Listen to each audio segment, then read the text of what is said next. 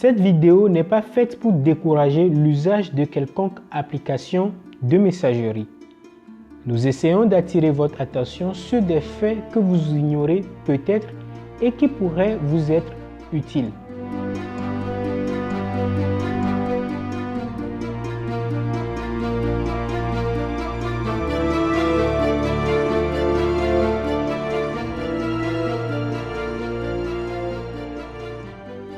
Aujourd'hui, dans la fièvre du boycott de WhatsApp, nombreux sont ceux qui ont migré sur Telegram afin de s'affranchir des problèmes de confidentialité et d'une façon implicite s'auto-rassurer qu'ils sont en sécurité dorénavant. Dans l'absolu, quitter WhatsApp au profit d'une application comme Telegram n'est pas en soi une mauvaise idée. Et cela se discute sur plusieurs points. Mais suggérer à un néophyte, c'est-à-dire quelqu'un qui n'a connu que WhatsApp, de migrer totalement vers Telegram est comme donner à un bébé de 9 mois un couteau suisse afin qu'il s'en serve. Et dans cette vidéo, nous allons voir pourquoi. Nous allons illustrer également dans cette vidéo une stratégie d'espionnage utilisée sur Telegram dont nous n'avons pas forcément connaissance. Les dangers qu'on ignore sur Telegram, c'est dans les chroniques de l'ingénieur et ça se passe sur notre chaîne YouTube. Rejoignez-nous et abonnez-vous si vous ne l'êtes pas encore. Et bienvenue. Telegram est une application de messagerie instantanée qui fait de façon basique ce que fait WhatsApp, c'est-à-dire discuter sans compter avec ses proches en message, appel audio-vidéo, message audio et même message vidéo. Assez convivial, facile d'utilisation avec de très jolis autocollants lors de vos discussions, Telegram reprend aussi les fonctionnalités de Facebook en ayant des chaînes diffusant des contenus que vous pouvez suivre. Vous pouvez même accéder à des chaînes qui proposent des films et des séries à télécharger directement depuis Telegram. Cerise sur le gâteau, c'est une application de messagerie hébergée sur le cloud. Pour faire encore plus terre à terre, vous pouvez utiliser le même compte Telegram sur plusieurs autres téléphones ou PC au même moment et n'importe où, un peu comme Facebook Messenger. A priori, c'est une fonctionnalité assez intéressante dans le sens où il nous change de WhatsApp qui nous contraignait d'utiliser une seule session sur un seul téléphone. Mais c'est là que réside tout le problème lorsqu'on n'est pas un utilisateur averti sur Telegram. Prenons Bob qui n'est pas un utilisateur averti qui utilise Telegram. Parce que Telegram est basé sur le cloud, quelqu'un d'autre qu'on va appeler Judas peut avoir accès à son compte et lire tous ses messages en même temps que lui. On a envie de dire que c'est impossible, étant donné que pour créer un compte Telegram, on le fait sur la base d'un numéro de téléphone, un peu comme WhatsApp. Par conséquent, pour avoir le compte Telegram de Bob, il faut avoir accès à sa carte SIM. Donc on se dit, tant que Bob a sa carte SIM avec lui ou dans son téléphone, Judas ne peut accéder à son compte. Et c'est là qu'on a tout faux. En réalité, votre numéro de téléphone mobile, appelé techniquement MSI SDN, n'est pas gravé physiquement sur votre carte SIM. Sur votre carte SIM est gravé ce qu'on appelle l'ICC ID, qui est en gros le numéro de série de votre carte SIM.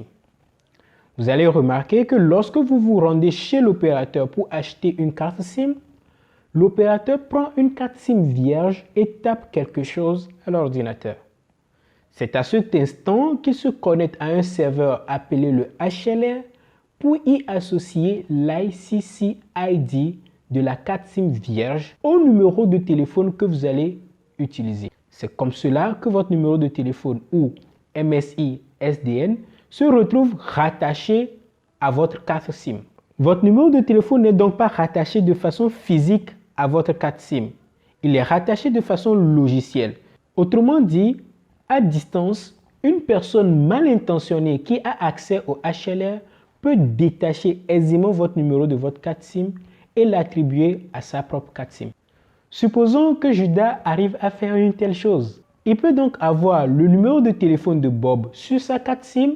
Ensuite, il configure Telegram en utilisant ce numéro de téléphone de Bob. Judas recevra donc le SMS de confirmation qu'envoie Telegram à la connexion au compte sur son propre téléphone et non celui de Bob. De ce fait, il a accès au compte Telegram de Bob. Ensuite, il n'aura qu'à retourner le numéro de téléphone sur la carte SIM de Bob et à partir de là, il commence donc à avoir accès à toutes les conversations de Bob en même temps que lui sur Telegram. Pour éviter cela, Telegram a implémenté pas mal de fonctionnalités. La première est la notification de sécurité. Vous recevez une alerte à chaque fois qu'un autre appareil se connecte à votre compte. Bon, il faut l'avouer, ce n'est quand même pas efficace dans le sens où on n'est pas tout le temps connecté à Telegram. Donc, dans le cas de Judas et Bob, il suffit que Judas patiente que Bob se déconnecte pour s'endormir, par exemple, pour pouvoir commettre son forfait. Et quand bien même que Telegram enverrait une notification de sécurité, Judas aura eu le temps de pouvoir lire tous les messages qu'il veut avant que Bob ne réagisse. La deuxième est de protéger son compte par un mot de passe.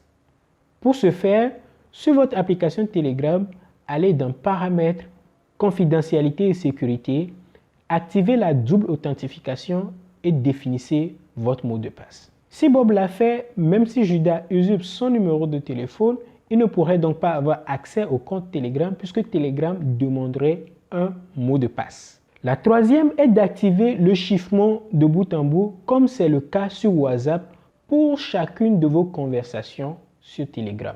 Le chiffrement de bout en bout réside dans les échanges secrets. Pour cela, vous rentrez dans le menu de chacune de vos conversations et vous sélectionnez Démarrer un échange secret. Il faut quand même reconnaître que c'est fastidieux sur Telegram, surtout quand on a l'habitude que cela soit activé par défaut sur WhatsApp. Le chiffrement de bout en bout, j'en ai parlé dans ma vidéo Sommes-nous espionnés sur WhatsApp que je vous suggère de visualiser. Le chiffrement de bout en bout consiste en gros à avoir un canal privé avec vos correspondants de telle sorte que personne d'autre ne puisse accéder au contenu de vos messages. Le fait que Telegram soit une application basée sur le cloud de telle sorte que vous puissiez avoir accès à vos messages sur n'importe quel matériel, n'importe où, est un risque majeur de sécurité au même titre que Facebook Messenger.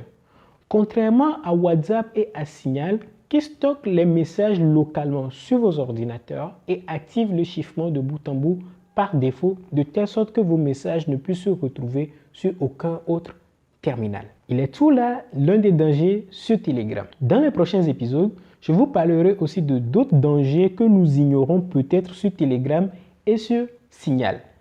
D'ici là, restez abonnés aux Chroniques de l'ingénieur et activez la cloche de notification pour ne rien rater.